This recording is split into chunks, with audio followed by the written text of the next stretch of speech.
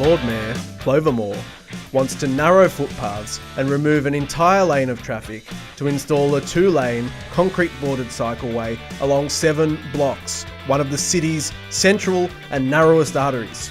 There'll be no normal access at all on one side and hardly any on the other. The Lord Mayor has forgotten that buildings, shops and businesses have to be maintained. Plumbers, painters, electricians are all essential. Where, Lord Mayor, are they going to park their vans with their tools, ladders and other equipment? Affects the business, affects the maintenance to all the buildings. How about the building owners? We have constant tradesmen coming back and forth. They need places to park their vehicles.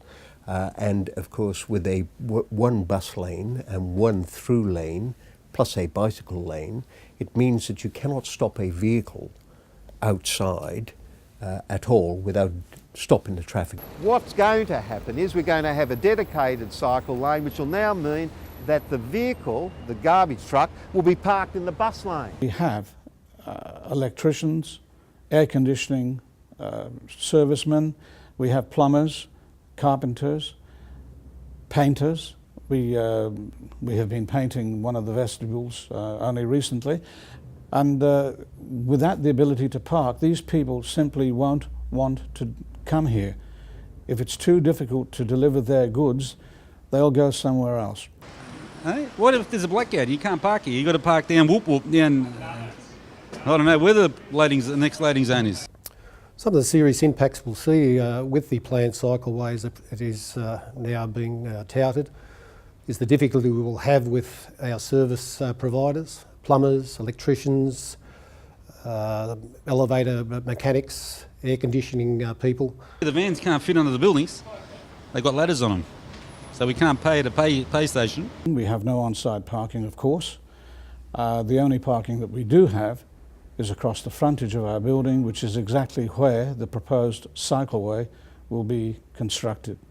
Garbage removal is a fundamental service.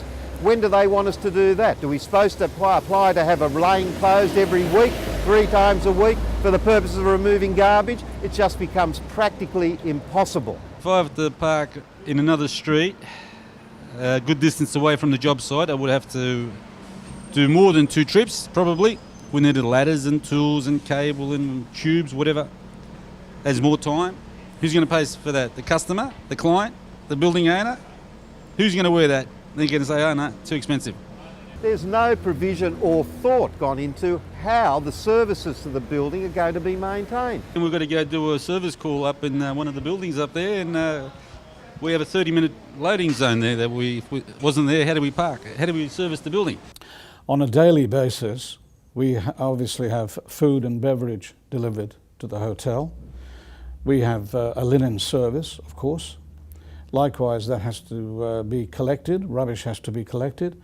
We have 9 240-litre bin garbage collected every evening, every night. The truck itself must pull in to stop blocking the vehicle lane. And of course, the vehicles then have to use the bus lane that has an effect, a cumulative effect.